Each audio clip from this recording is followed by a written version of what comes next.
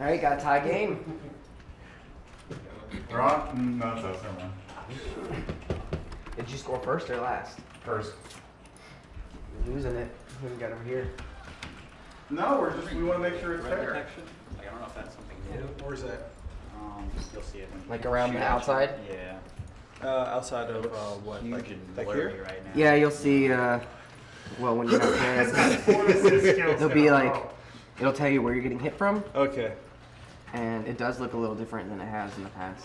Is it kind of like Gearsy or something? Like Yeah, red it or looks red? a lot bigger. Okay. Is that what you're seeing too? Is that what you're talking about? We'll have to talk to Below one, I got you. Dan to see if that's intended or not. That's not. Yeah, that big fuzzy one. QA, or quality assurance, is one of the most important and often least visible areas of game creation. From seasoned veterans saying that it's the way to get into the industry, to those who are embedded in it on a daily basis who love what they do, it's equal parts allure and mystery. Some studios have a QA staff of hundreds, and others, like ours, has a small, dedicated team that must make sure that the game is firing on all cylinders and that the game is playable each and every day if possible. I often overhear QA talking about wall crawling sessions and other weird combinations of words I don't really understand, so I thought, why not make a video about it? So what really goes into quality assurance, and how exactly does QA work? Well, this is how we do QA at BossKey.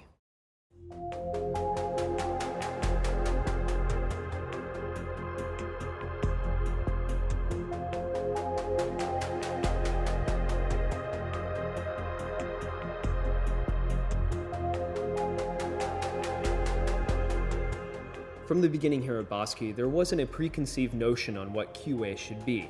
QA is as important a department as any other here at the studio. There were no rules about how QA could or couldn't interact with designers or developers or attend work functions or anything like that. Our QA works with everyone. So how do we break down this process? We can start with our QA lead, Aaron Jones. The QA process as a whole does start with knowing what a build is. And the build is essentially the game state at the time that it is made. So for example, we have an automated process that kicks off at night.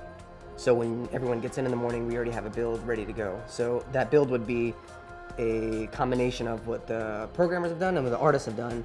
And they do their work, they combine them together and they make one build. So they make the game in its current state. So QA process at BossKey takes those builds that are made either automatically or by us manually.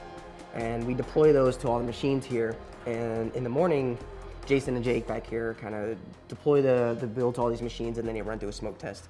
And that smoke test is just kind of going through everything as quick as possible, but still able to test everything thoroughly. It's kind of a, here's the build, here's how it's looking so far this morning, and it's usable. So they'll go through all the classes, make sure all the abilities work. They'll go through the maps, make sure kind of the maps that we intend on playing that day work.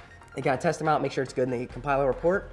Say, here's what's working, here's what's not working, this build is okay, this build is really good, or this build is unplayable, and they send that out to everyone. So everyone kind of has an understanding of the build on that day. As Aaron deals with the day-to-day management of the build, our QA testers, Jake and Jason, dive deep into the smallest and biggest offenders in the realm of QA. Since LawBreakers is a multiplayer-only game, balance is absolutely key. So down to the basics, wall crawling is you're almost literally crawling around the walls of the map.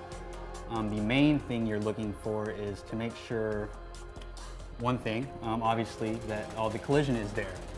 This is one of the most basic tests that we'll run through.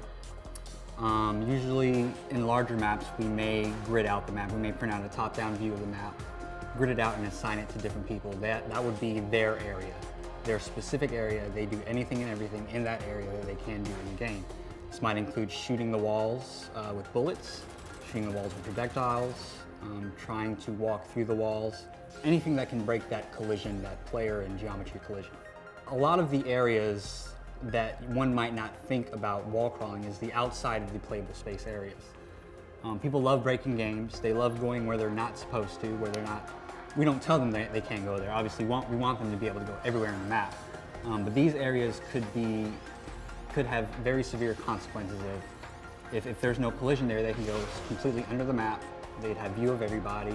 there might not be collision on that side of the map because you're not supposed to be there. As you can see, Jake is going through all around. We saw a little area there that didn't have any geometry. We'll definitely need to get bugging on that. This is one of the most basic things. Talking to many other testers, this is probably the one thing that they hate the most because it's tedious. You're literally walking against walls all day. And if you don't have good collision, if you can't navigate the map properly, if you can't shoot through things and not shoot through things that you're not supposed to, then the game is broken. It's a cycle. Some bugs are found by the team during playtest sessions and then reported to QA. Other times, QA finds bugs before the playtest sessions and they have to put the playtest on hold until the bug is fixed. More than anyone else, these guys understand every single detail and know that even the smallest bug can break the biggest game. So a game-breaking bug, usually we find during our initial smoke test of the day. First thing we do is get a bug in, get all the valuable information. If it's crash, get logs of the crash running in debug. If it's a gameplay breaking issue, we'll get videos, we'll explain in the bug why it's a game breaker. And that's the top priority, get that fixed. Everything's on hold until this is fixed. We can't have any playtests, and everybody loves playtests, so they're definitely gonna fix that right away. At the end of the day, constant iteration and playtesting is what it's all about. What's cool is that everybody here at the studio wants to play the game each and every day. Playtests here at Bosky are definitely part of, they're a major part of the QA process and the company as a whole. I've seen in the past, and other people have mentioned this as well, at companies they've worked for, and I've even read about it, how playtests for them have been kind of something they don't want to participate in. They either don't like the game, or maybe they just don't want to keep playing the game, they're not having much fun in it. There's various reasons, too much work to do. Here, we have too many people that want to play the game, mainly because everyone's really passionate about the game, and they enjoy playing the game. And if you enjoy what you're working on, enjoying what you're playing, you really have a stake in how the game is made. If you're kind of apathetic about how you're going to go about something, then you're really not going to put that into your game. So the fact that everyone here gets incredibly emotional, and there's some harsh words thrown around about how playtests end up, and smashing keyboards, like that's either really good or really bad. Hopefully it's really good. So far, so good. We love playing it. The road show that we've been on, everyone has enjoyed playing it. We brought people in who enjoyed playing it, so I think that's really going to work out for us. QA is different depending on where you are. From studio to studio, the minutia may vary, but at the end of the day, it's all about delivering an experience that is playable and balanced. Here at Bosky, we're all QA testers to some degree. If you missed the previous Dev Diaries, head over to our LawBreakers YouTube page to check them out. For news and updates, follow us at Bosky and at LawBreakers on Twitter. From everybody at the studio, thanks for watching.